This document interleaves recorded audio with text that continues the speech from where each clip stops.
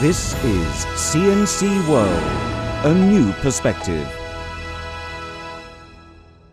Staying in Canada, cold weather this past weekend didn't stop dozens of scantily-clad Santas from taking over the streets of downtown Toronto.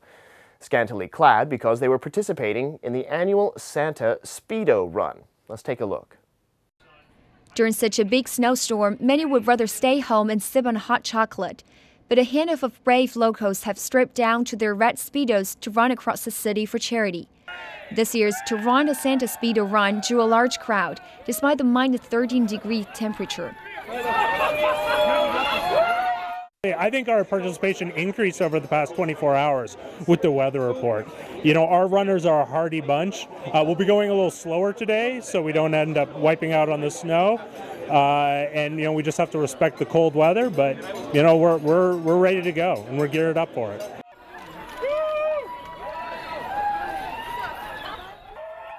Freeman launched this event in 2005 when he was training for the Ironman triathlon.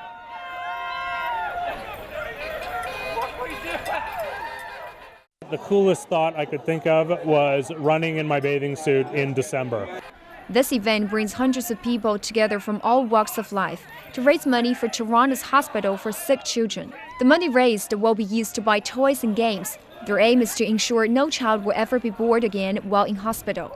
We have the hardcore athletes to the people who literally get off the couch once a year and do this. There's no age, there's no gender, there's no ability.